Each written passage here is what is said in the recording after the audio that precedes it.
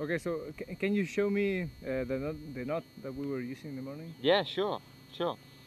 The reason I like this knot that sort of swings on a loop is because you can keep the hook much further back in the fly.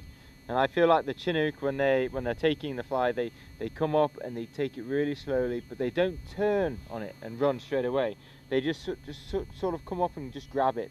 So I like to just keep the hook back in the fly, and I do that by just tying the hook on a loop, which sits it further back. It's very similar to the Homer Rhodes knot, just with an ever so slight difference. I've been testing it for about 2 years. I've tried it here in Serrano last year, and it's never failed me yet. I've had hooks completely straight in, but yet the knot hasn't broken. So personally, you know, in my opinion, I have a lot of faith in it, and I continue to use it when I'm fishing for big fish. So we just begin by just threading the fly through.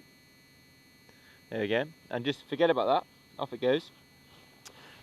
Here I'm using a size 2.0 partridge stinger hook, big hook, but you know the kings are pretty big as well. So yeah.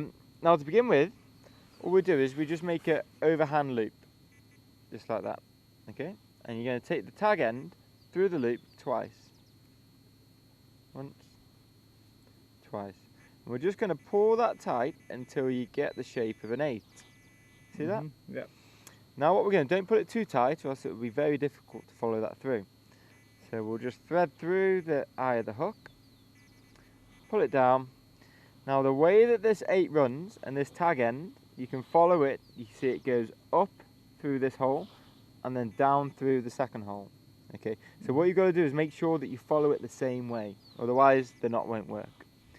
So we start here, this one's going up, so we just follow it up. And then it goes down, so we just follow it down. And it's quite interesting that this knot is actually the exact same knot that we use when climbing to attach the harness to the rope. Now give it a little bit of a moisten and pull it a little bit tight, but not too tight. So you'll notice now that if I pull the main line, the knot slips. If I pull the tag end, the knot tightens.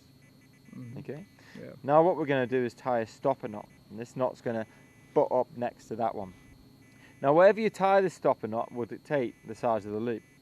So on this occasion, because the tube goes back quite a long way there, I don't want a huge loop, but relative to the length of the dressing will dictate how big you want your loop. So I'm going to make a little overhand loop here, and I'm just going to go round the main line and through the loop once, twice. There we go. Again, giving it a little bit of a wet. So we're going to pull that tight, and then just watch as we pull them both together. They just butt up next to each other and look really, really snug and tight. So that's a really nice loop knot. Again, if you're using an intruder on a shank where it wasn't a tube, then I'd still use this knot because the shank's going to swing on that loop, adding more movement to the fly. Yeah. So we'll just snip off the tag end.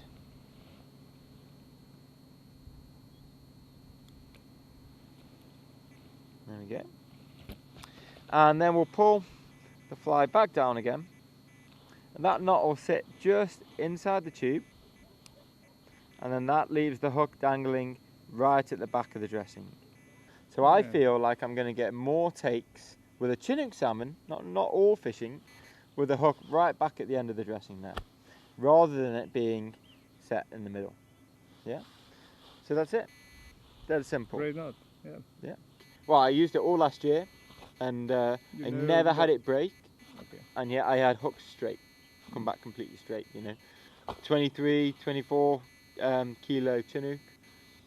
Yeah. So Great. let's Great go knot. catch some chinook. Yeah, let's go.